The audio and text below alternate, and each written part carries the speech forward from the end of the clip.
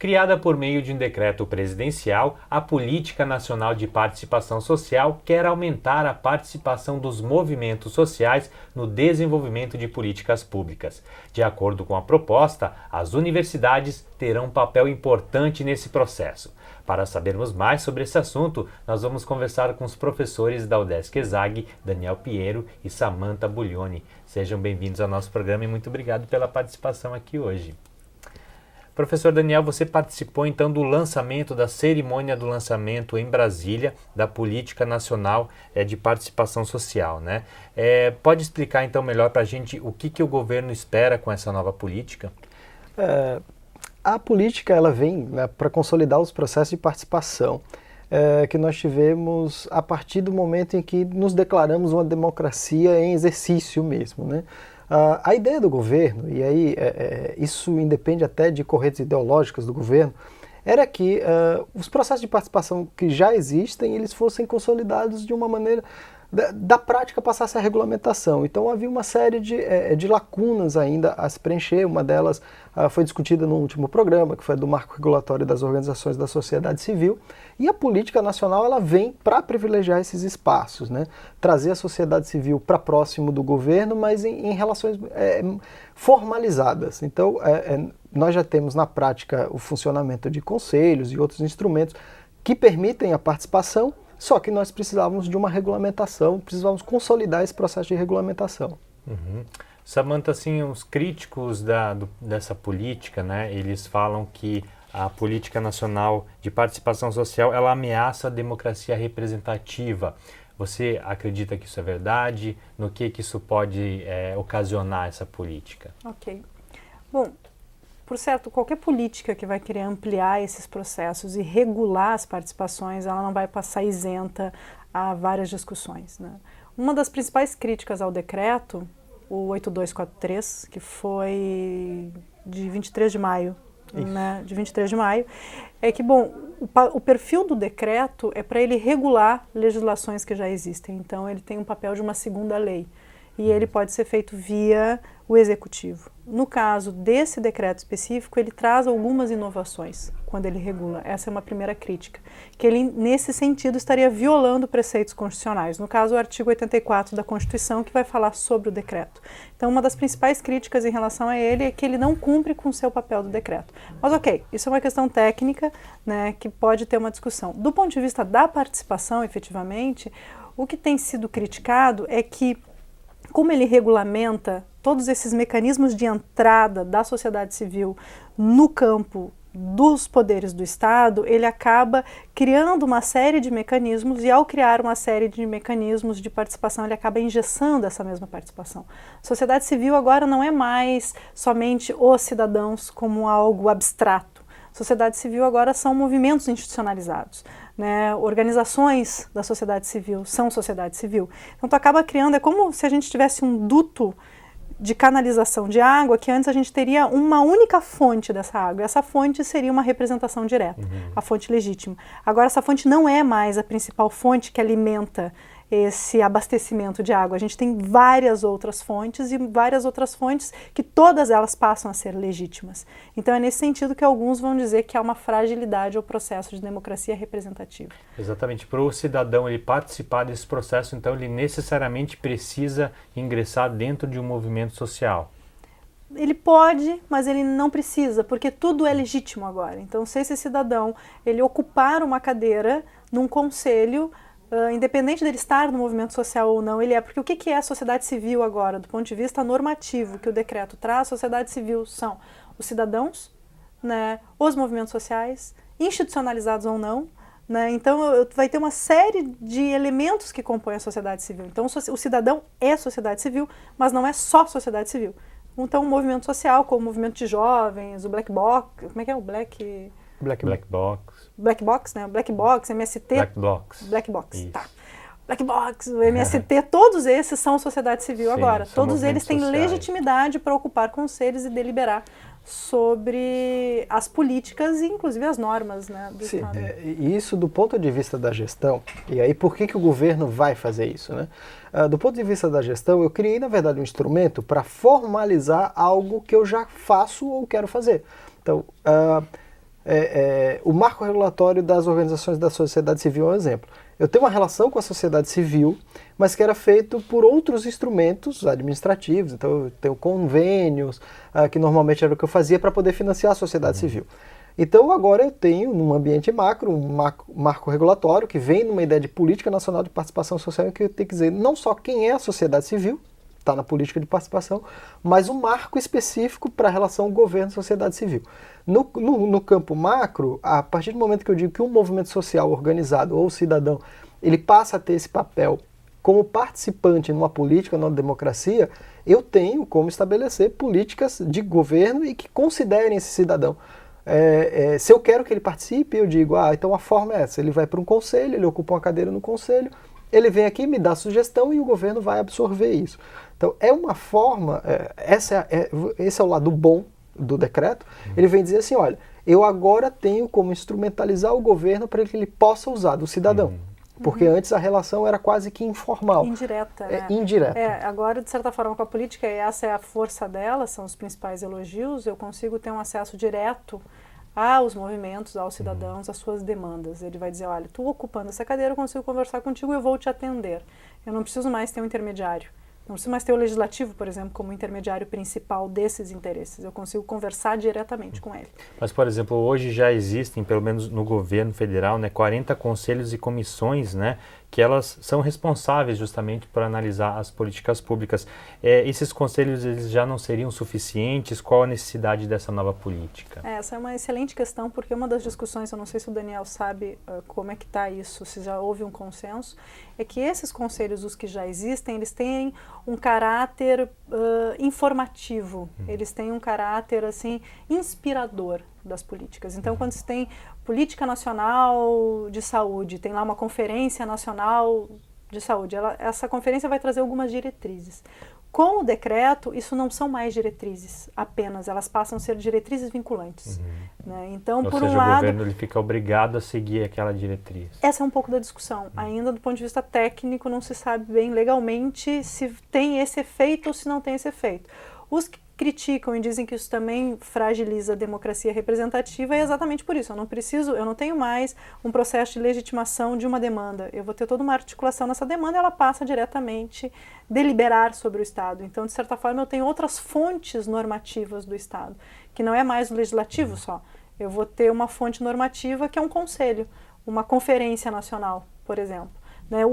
Tem um ruído aí, e a discussão é exatamente num desses pontos. Não se tem uma certeza de como vai dar, o que vai acontecer. Uma das críticas também é que essa política ela fragiliza o legislativo, e talvez por isso até, no caso, a política pública ela tenha vindo por decreto e não tenha passado pelo Congresso Nacional, porque provavelmente no Congresso teria mais dificuldades para ser aprovada. É isso, Daniel?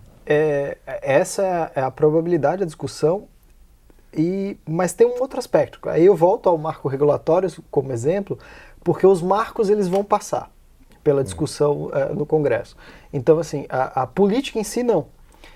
Mas na hora de fazer a regulação específica para cada momento, vai ser necessário com que eu passe pelo legislativo. Então é um enfraquecimento, se você pensar do ponto de vista macro, a política em si. Mas a compreensão dela acaba fortalecendo, porque o legislativo também ele que vai criar os instrumentos de formalização desse processo. E isso é uma discussão interessante que a academia tem feito, porque, por exemplo, desde que os conselhos passaram a vigorar, a serem formalizados, se discute muito quem está dentro do conselho. O ideal é que o cidadão comum participe.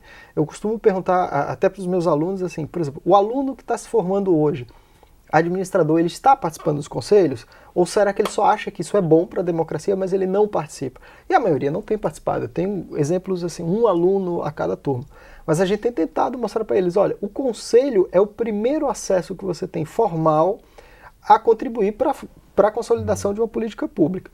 O que a política de participação social permite? Que isso passe a ser, como a Samantha falou, um processo em que realmente o cidadão vai ver, agora eu tenho a chance de ajudar a legislar na minha região.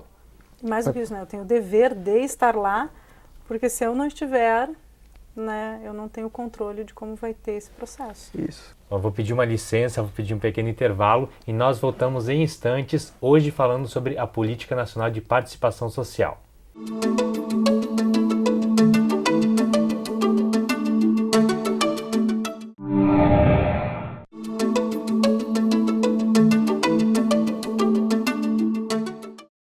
Estamos de volta, hoje falando sobre o papel das universidades na nova Política Nacional de Participação Social. Nossos entrevistados são os professores da UDESC-ESAG, Daniel Pinheiro e Samantha Buglioni. Daniel, você participou, como eu já falei no primeiro bloco, do lançamento da política em Brasília. E a gente, no primeiro bloco, explicou um pouco, né, debateu sobre os prós e contras. Eu queria saber agora qual vai ser o papel, então, da universidade nessa nova política.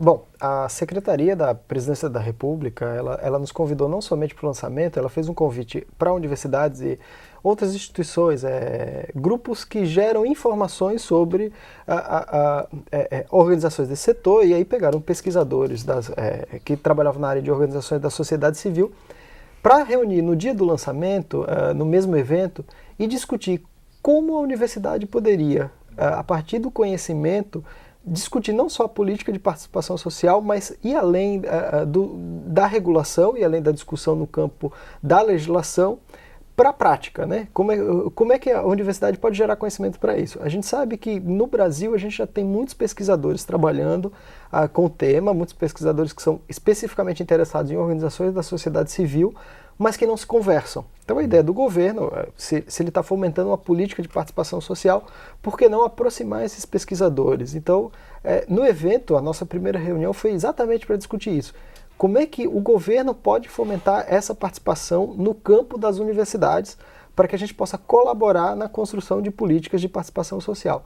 Então, uma das ideias que nós discutimos lá foi a criação de uma plataforma única que vai desde o lançamento de editais específicos para pesquisa na área, como a gente tem, exemplo, na área de tecnologia, como a gente tem editais específicos para administração de uma maneira geral, mas voltado para pesquisa em organizações da sociedade civil ou outras políticas de participação social.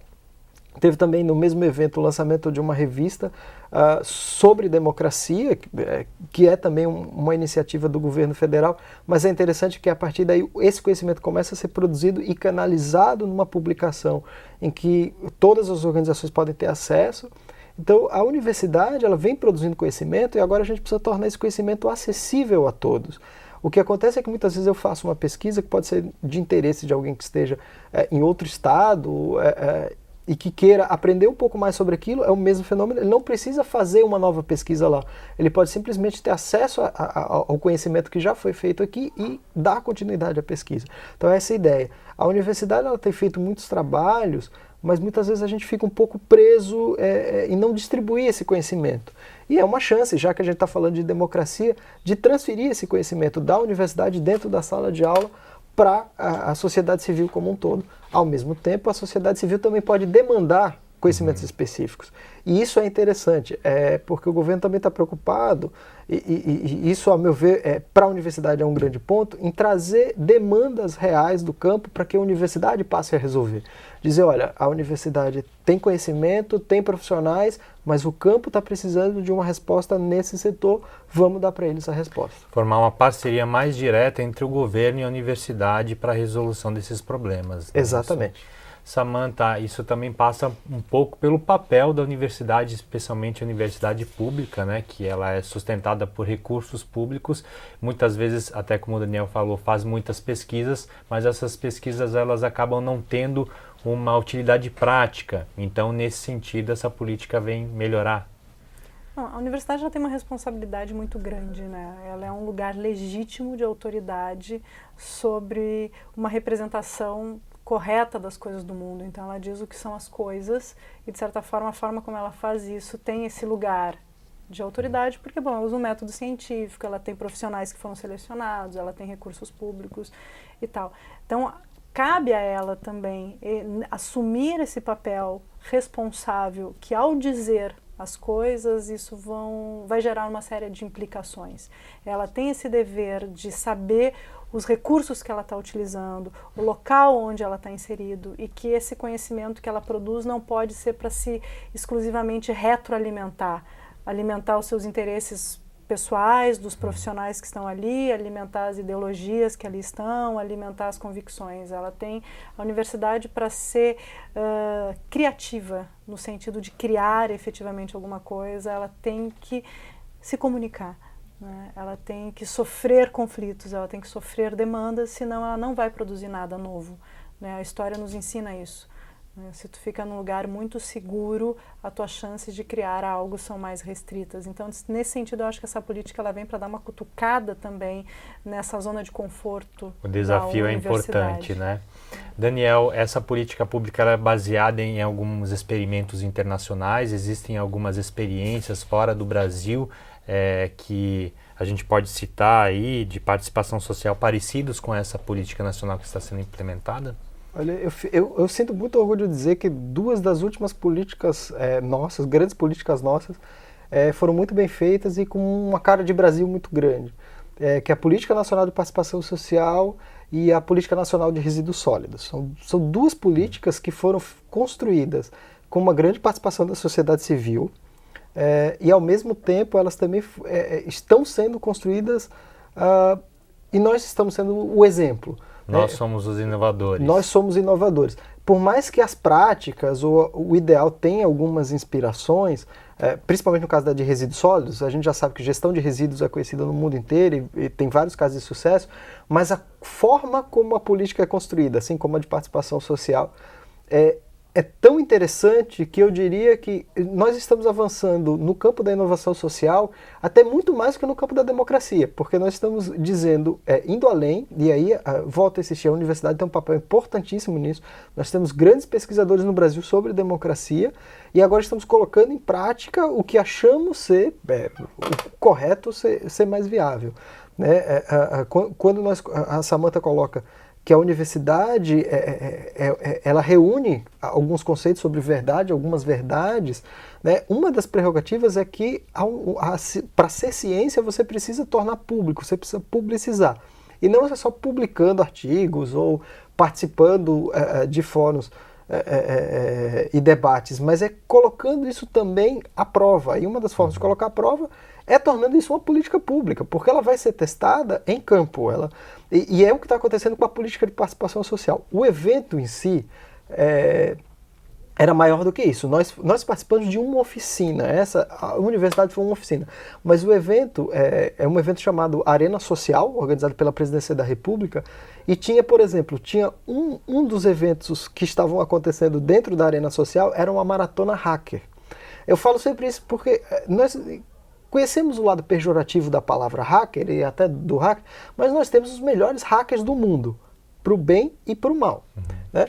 Pegando esses hackers do bem, que a gente chama, que são profissionais da área de tecnologia ou amadores, mas que eles conseguem avançar e inovar no campo da tecnologia, eles levaram para resolver problemas sociais. Eles criaram uma espécie de competição onde essas pessoas se reuniram na arena de participação social nos dias que estavam ali para discutir problemas da sociedade, as organizações levando demanda e esses profissionais, a maioria bem jovem, inovando, criando na área de software para problemas sociais. Então, assim, isso é a essência da política de participação social colocada em prática em um dia, em um evento, em um fórum, em uma conferência. Mas o que sai dali se torna prático. E isso é uma característica nossa. Trabalhar com essa inovação, trabalhar com essa criatividade é tipicamente brasileiro. Nós temos em nível macro uma ideia do que poderia ser feito, mas temos práticas e representações que são muito interessantes hoje acontecendo. E isso que é bacana de ver. Por mais que se tenha algumas interpretações ideológicas da política, o que é normal, isso está indo para o debate. Então essas correntes ideológicas vão conflitar e isso vai ser saudável porque nós vamos corrigindo o rumo da política. Faz parte do debate, né? Exatamente. Infelizmente, o tempo do programa chegou ao fim. Agradeço muito a participação de vocês aqui hoje. Obrigado. Obrigada. E o Conexão Pública vai ficando por aqui. Nós voltamos na semana que vem. Até lá.